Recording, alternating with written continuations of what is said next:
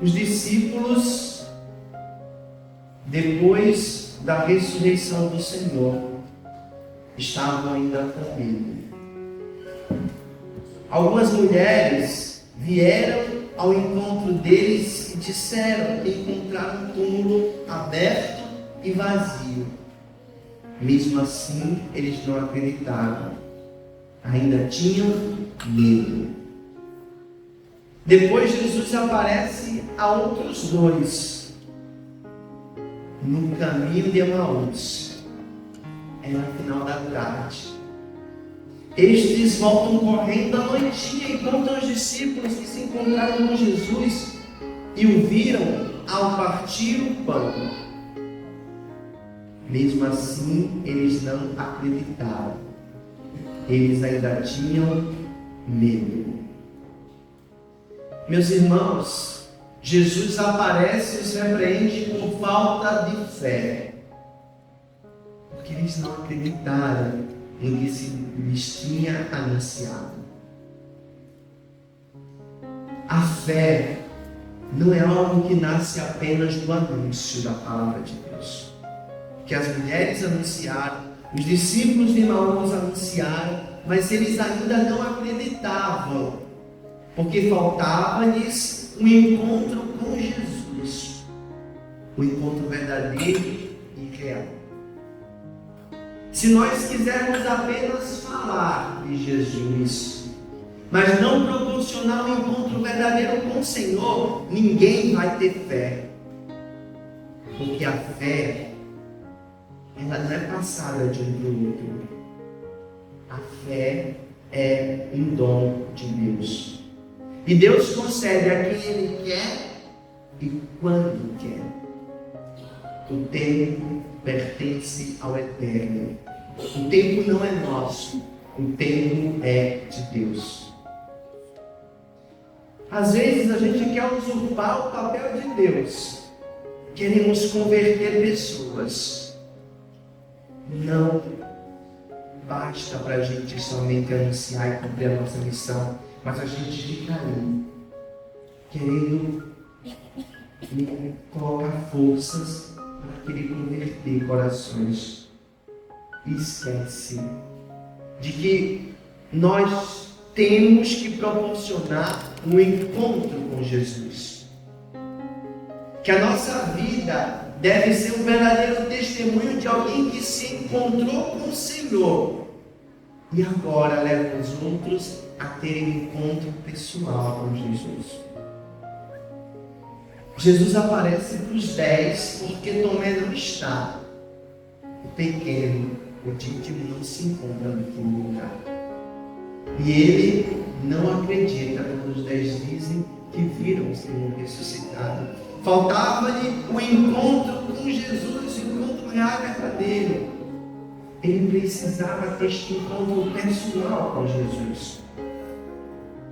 E eis que depois o Senhor aparece e se encontra com os dois. O encontro com o Senhor muda a vida. O encontro com o Senhor muda tudo. O encontro com o Senhor lhe dá fé. O encontro com o Senhor dá sentido à sua vida, à sua existência. O encontro do Senhor vai ser agora para estes apóstolos a força, o dínamo. E também vai ser o sentido da pregação.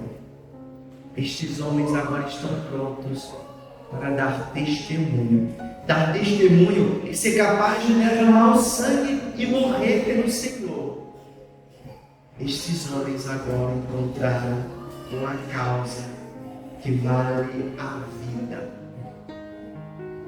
Hoje a igreja celebra o segundo domingo da Páscoa, que nós chamamos de Domingo da Misericórdia, mas que também é a Domênica in Albis, é o Domingo das Vestes Brancas, porque neste dia, aqueles que eram batizados na vigília pascal recebiam as vestes brancas, esplendorosas, simbolicamente mostrando que foram alvejados no sangue do Cordeiro Pascal imaculado e agora estão prontos para fazer parte do corpo santo de Deus. Não é à toa que a primeira leitura da missa de hoje, extraída dos Atos dos Apóstolos, vai falar que eles eram um só coração e uma só alma. Aqueles que foram resgatados no sangue do Cordeiro agora são um só coração e uma só alma. São um só corpo, o corpo de Cristo, a Igreja. Por isso que a segunda leitura de hoje nos vai falar o apóstolo algumas razões da nossa fé. Vai dizer que nós cremos em um Cristo que se encarnou, um Cristo que por nós morreu numa cruz e se entregou, os dois grandes mistérios da nossa redenção. E é nisto que nós cremos. Inclusive o Senhor vai continuar a nos revelar no Evangelho de hoje outros elementos presentes no nosso credo. Ele sopra sobre os Espíritos, sobre o Espírito Santo, sobre os apóstolos e diz: a quem perdoarmos os pecados, eles serão perdoados. A quem não perdoardes, eles serão retidos. É palavra de Deus, é revelação divina. Ah, Padre, mas eu não gosto de me confessar com outra pessoa. Eu me confesso direto para Deus. Vai para o inferno de cabeça para baixo. A quem perdoardes os pecados, eles serão perdoados. A quem não perdoardes, eles serão retidos. Deus não deu outra forma de perdão dos pecados, só esta. Quer dizer que alguém que não comunga da nossa fé não pode ser salvo? Até pode, mas extraordinariamente, porque ordinariamente Deus deixou a igreja como sacramento de salvação para toda a humanidade, e ninguém será salvo sem o intermédio da igreja. Ninguém. Se alguém que não conhece Jesus for salvo, será salvo pela oração desta igreja.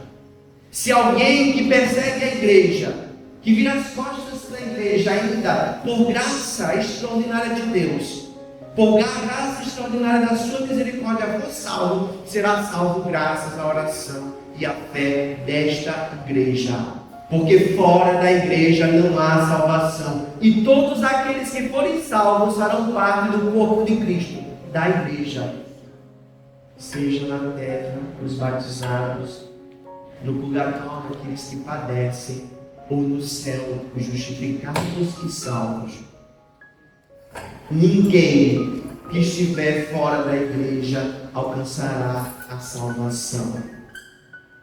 Ninguém fora da igreja não há salvação. Então, nós temos uma razão para a nossa alegria. É o que vai dizer também a segunda leitura de hoje. A razão para a nossa alegria é aquilo que vence as trevas e o pecado do mundo, a nossa fé. Lembra da segunda leitura? É a fé que salva. E que fé, fala o apóstolo? Não é da minha fé, a minha fé particular, cheia de crendice, que precisa ser purificada. Não é isso, mas é a fé da igreja. Nós não temos fé, nós temos a fé da igreja. Ah, mas tem umas coisas que eu não concordo. Não, nós não temos fé, nós temos a fé da igreja. Nós cremos na e com a igreja. Por isso que no dia do nosso batismo, o padre, o diácono vai dizer: você acredita nisso, nisso, nisso, e fala todo o credo. Depois ele termina: esta é a nossa fé, que da igreja recebemos razão de nossa, e que sinceramente professamos, razão da nossa alegria. E depois pergunta: você quer que o seu filho seja batizado na fé da igreja que agora professamos? Você diz: sim, queremos. Não é na minha fé particular, não é na minha crendice. Por isso que não faz sentido, por exemplo, um cristão estar aqui, como no dia de hoje, celebrando a Páscoa do Senhor, a ressurreição de Cristo dentre os mortos, e daqui a pouco proclamar solenemente no credo que Jesus ressuscitou e que nós acreditamos na ressurreição da carne, e depois sair daqui e dizer que tem a reencarnação. Não tem reencarnação. Tem não sei o que mais lá. Não tem. Eu me confesso só com Deus. Não tem. Eu não acredito nos santos. Não tem, não existe. Isso não é fé da igreja. Por isso que nós dizemos: eu creio na Santa Igreja Católica. Eu creio na remissão dos pecados, que se dá por meio do sacramento da confissão. Eu creio na ressurreição da carne. Não é em reencarnação ou em nenhum outro ponto da Eucaristia. Eu creio nos sacramentos da igreja, mas eu não creio em um pratinho que eu coloco uma comida e jogo lá para os urubus comerem. Que nós façamos obras de Deus, que sejamos de verdade testemunhas da esperança, porque Cristo ressuscitou, Ele é a razão da nossa alegria. Não tenhamos medo, não nos fechemos. Quando Jesus chegou naquele lugar, os discípulos estavam fechados, estavam com as portas fechadas. E não eram só as portas do cenáculo, não, mas eram também as portas do coração. Neste domingo da misericórdia, abramos de par em par os nossos corações para Cristo.